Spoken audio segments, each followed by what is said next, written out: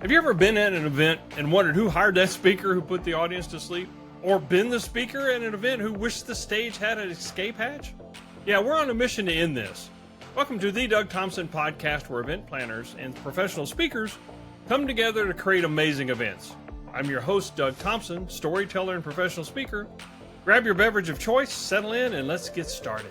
Hey, welcome to the Doug Thompson podcast. I'm going to do something a little different on this one. It's a monologue episode, but I interviewed a friend of mine, John Coyne, who will be an upcoming guest on the podcast next week. And we had a great conversation. And, he was recently has left Amazon, and there was a lot of Microsoft people, and just in tech in general, a lot of layoffs and stuff going on of some really good people. And it got me thinking, I didn't get laid off from Microsoft, but there's corporate life is a bit strange, and it was close. Anyway, it inspired me to write a chapter, co-authoring the first co-author best-selling book that I was in. There's been 3 of them now. But what I want to do is sort of read this chapter for any of you that are out there been laid off or your career's not going like it would. I want you to sort of think about this, because it gave me some insight in that there were clues that perhaps I needed to change things. And the chapter in this book here, it's on page 30. Again, I'll post a link in the show notes on how to get it on Amazon if you want.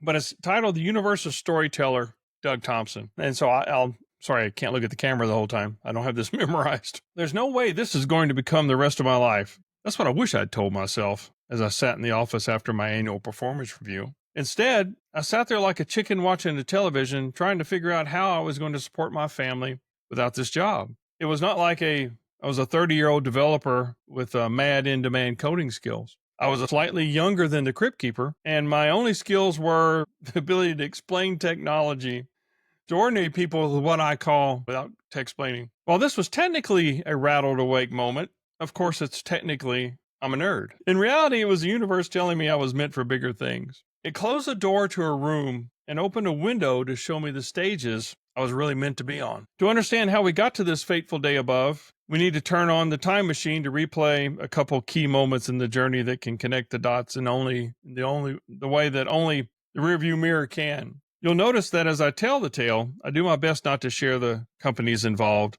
The main reason is I've done this is that the names of the characters are important to the story. If it makes you feel better, substitute Elmer Fudd and Acme Corp. I have spent most of my career working in the tech space in large multinational corporations and have made many friends along the way. Most of them worked at multiple companies, and their stories all have a similar vibe as the one I tell here. Corporations by nature are not living beings with a soul or a heart, and therefore tend to make cold decisions. That said, I have learned many things and made a good living working at some of the biggest corporations in the world. Rather than trash them, I use them here as a setting where the protagonist, aka me, my journey takes place. Now that all the disclaimers have been told, let us cue for the flashback music and rewind about 2 years to the arrival of a new manager. The announcement of the new manager was made with the customary flair. Please welcome, insert the antagonist's name here. He has a long history here and successfully managed the Banana Hammock Group before landing here. Blah, blah, blah. And you may recognize some of the words I use from show Friends or other TV shows as well.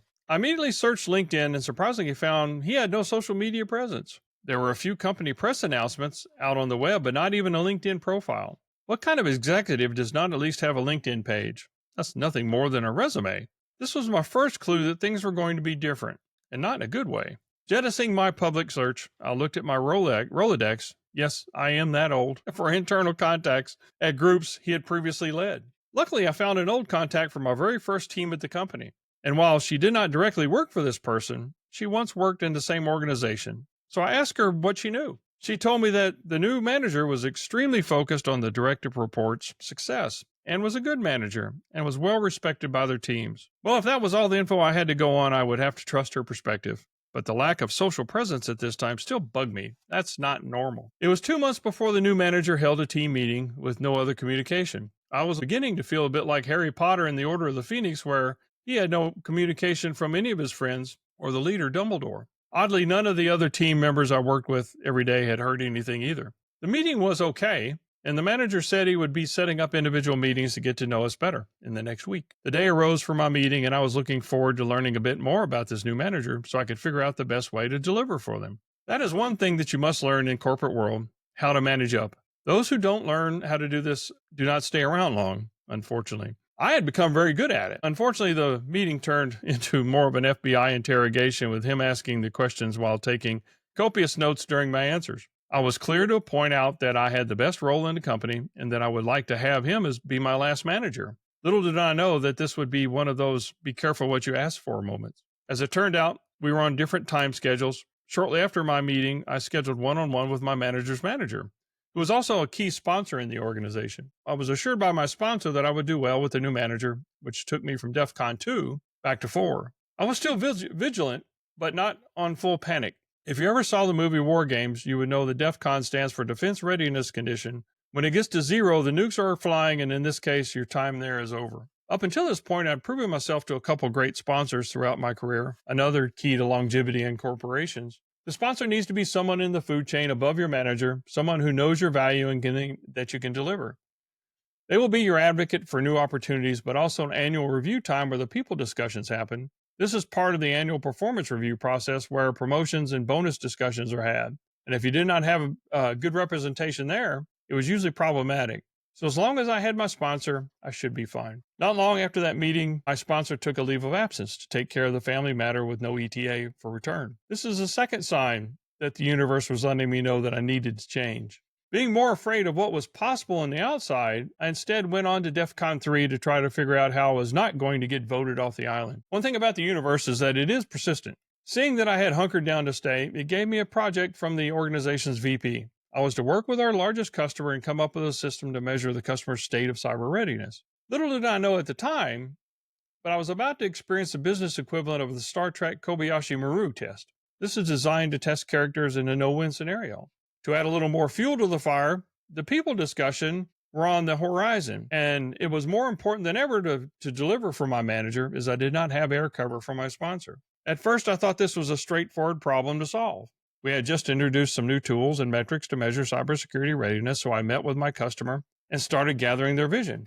My optimism quickly began to fade after this meeting, realizing that what they'd wanted, specifically how the constraints put on what success looked like, was not going to be possible. I explored several different possibilities for the next few months, only to hear the universe heckling in the background. Think of the scene from A League of Their Own where Stillwell, the son of one of the players, was taunting Tom Hanks' character.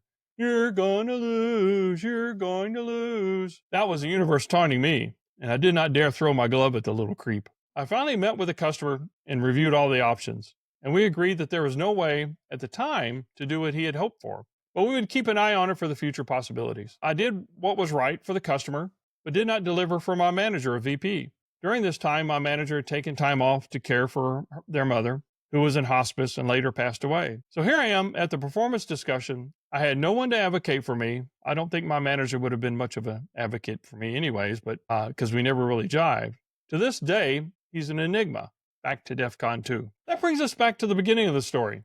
Time for the annual rectal exam, or performance review. I always hated these things because I'm horrible about self-reflection and what I do well. Self-promotion didn't jive with my humbleness firewall, but I had been doing these things for almost 20 years at the company, and with the sponsor and manager air cover, it had been enough. My manager was back and took the role of Pontius Pilate, delivering the dictate from the crowd, deftly played by the organization's leadership. I don't think he took any joy in delivering the message, but there was little emotion at all. The message was that I had not delivered on my commitments from the first of the year, and that I was not getting any bonus, and that I was put on probation. In reality, the only commitment I had missed was the Kobayashi Maru mentioned earlier. While I had reached a resolution and communicated the results, I didn't deliver what the VP had wanted. I blew out my quota, which normally is a make or break metric for sales, but that didn't matter. None of the many past awards, recognitions, or success counted for anything. He told me that I had two options: quit or try to dig myself out. I asked if he knew of anyone who had successfully come back from the Scarlet Letter. He said he knew of one. I had a couple days to decide what my choice would be. Enter DEF CON 1 in the Rattled awake moment. After discussions with my wife and family, and being someone who did not want to go out on a loss, I decided to stay. I would also be looking hard at opportunities on the outside. I started working on a recovery plan with my manager and had a regular check-in to measure progress. I was not going to be surprised again. More importantly, I also took the time to reflect on what I did really want to do with the balance of my career. I looked back to find what I did well. I looked at all those corporate training exercises like Myers-Briggs and Clifton Strengths. What did they tell me about my personality, what my strengths were, and what gave me energy? That last part was the most influential on my next several decisions. I needed to build a runway so that when corporate life ended, I had a way to take off rather than pulling the ripcord on the parachute at 20,000 feet. I embraced the signal the universe was sending me that I'd been too busy surviving to recognize. I thought back to when I joined the company and what were the things that made them hire me? Flashback 20 years where I was working some gigs for them on a side hustle. This was before the phrase side hustle became popular. The gig was a countrywide roadshow evangelizing some new products for their huge reseller base. We had a week-long audition. Got a call back from the leader who said I was the best one there. What could I do that I could do 20 other events? The 20 events. I would be the lead presenter on all but the first one, where I played second fiddle to him. There were hundreds of people in the audience at each location. When I was on stage, I was invincible. This was my first large-scale experience as a storyteller, and it was awesome, and I was good at it. There were other times in my career where I was able to do more events as part of my job. I got even better and still got the same feeling. I never stopped to consider what made me good until we were interviewing candidates for another role like mine on the team. This was the earlier manager whom I'd worked with in 2 organizations, so we knew each other well. We sifted through 15 candidates and at least 10 presentations, and even though they were technically sound, my manager didn't hire any of them. She finally admitted that she was looking for someone who could tell a story like me. She wanted someone who solved a business problem with a story that didn't focus on technology, but rather personalized the story and how they could realize their dreams by doing business with us. I was honored and yet confused. I didn't think what I did was remarkable and wasn't something that I consciously focused on. Yet it did ring true to my past experiences on stage. Plato said, "Those who tell stories rule society." Unfortunately, we see too many politicians and leaders telling stories that are not true, but they are ruling society. But that's a tirade for another time. However, my story was I didn't have a story outside of the company's technology. I didn't have a compelling story myself. After all, I had not overcome drug abuse or an abusive relationship or a near-death experience. I was a normal kid who was an average student. That's probably giving me a little bit more credit than I deserve.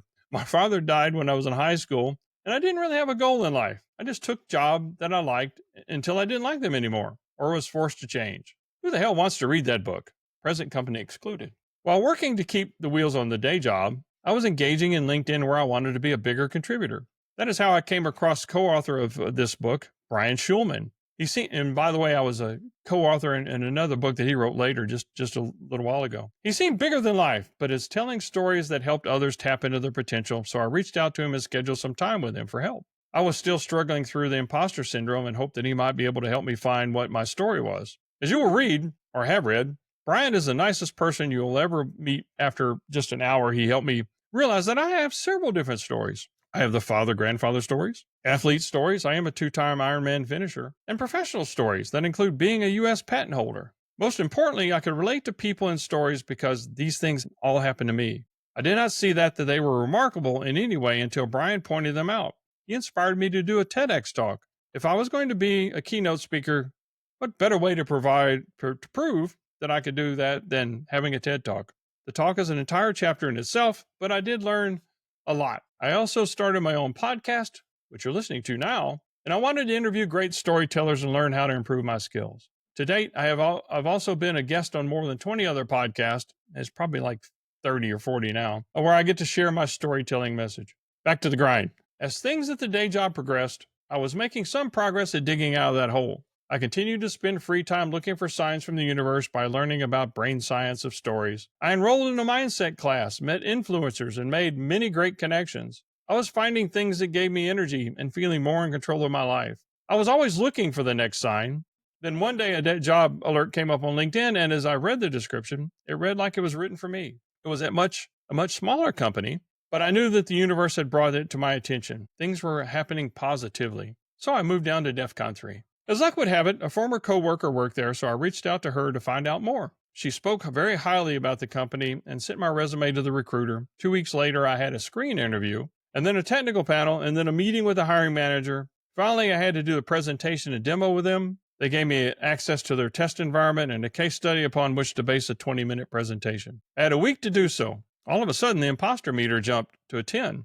For 20 years, I'd been in a different ecosystem and had never heard of their product before this time. All I had was their documentation, site, my ability to learn, and I made the most of the week and delivered my demo. My recruiter later said I did one of the best jobs they'd ever seen and moved to the offer stage. Moving to DEFCON 4, things were looking good for a different future. Enter COVID.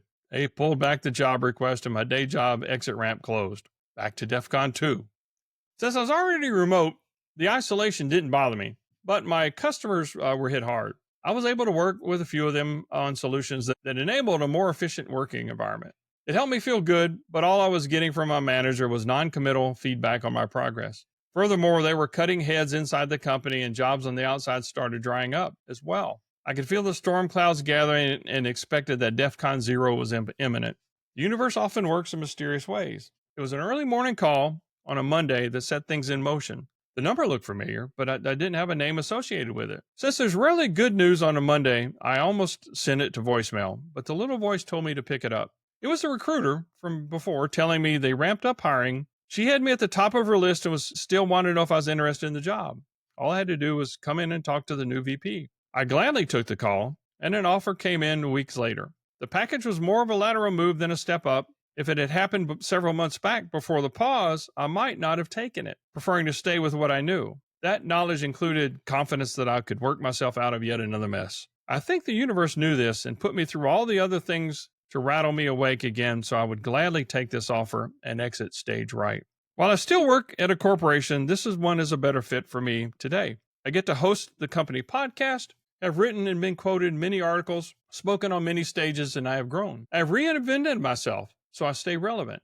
While I don't plan on staying here for 20 years, I plan on staying as long as I'm having fun, growing, and making an impact. I hope you see yourself in the story as a protagonist who's just living life, not really paying attention to the universal signs around you until there is a business change, perhaps it's AI, and your future looks cloudy. You may go through some cloudy times where you doubt yourself and your skills, and you want to hold on to what is familiar, feeling reluctant to embrace new things. You may have a single moment that changes everything, or, like my story, where life is a puzzle, the one that clarifies everything and rattles you awake. When this happens, you have two choices. Hunker down and hope it passes, or be mindful of all the opportunities around you that call out to your soul. I missed many of them along the way, but since I've been awake, I've seen so many of them. Some are scary, yet they can easily be turned into excitement, with the right attitude. Instead of letting the corporation put me out to pasture because I lost my why, I have followed to my greater pastures where I can share it with those of you who need to hear it.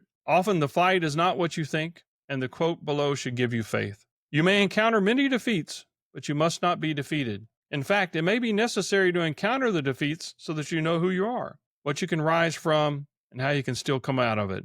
Maya Angelou. The Rattled Awake moment helped me find my why, to tell stories like this one, stories that help others find and share their stories. LinkedIn is a wonderful place where I've engaged with many of the people in this book. Opportunities come from those engagements if you get out there and tell your stories. I would love to share this with you or your company on a stage or an event. I'm easy to find as I am the Doug Thompson. There you go. Again, Rattled Awake, Volume 2 is the book. And I hope as I narrated, I didn't butcher it too much. It's been a little while since I read that and relived it. But I hope you find something in that last story in your story. Just know that, their signs are around you. And if we're just comfortable, too often we miss them. So be on the lookout to what's going on out there. And if you need, reach out to me. You can reach out to me on LinkedIn. Go check out. I'm happy to talk to you about it and share my story or maybe help you find yours. So thanks for listening to this episode today. It was a bit strange. It's not my usual interview a guest. Or I guess I could interview myself. That would be fun. But anyway, thanks for listening. And please share this with somebody if you think they need help. Maybe you're not one of the ones that were impacted, but you know somebody that was. Please share this with them. Give them hope.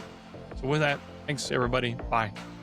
Thanks for listening to the Doug Thompson podcast. If you've enjoyed today's episode, please subscribe and leave us a 5-star review.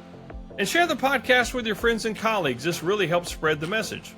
Visit thedougthompson.com to join our growing community. Until next time, keep connecting, keep speaking, and keep making a difference.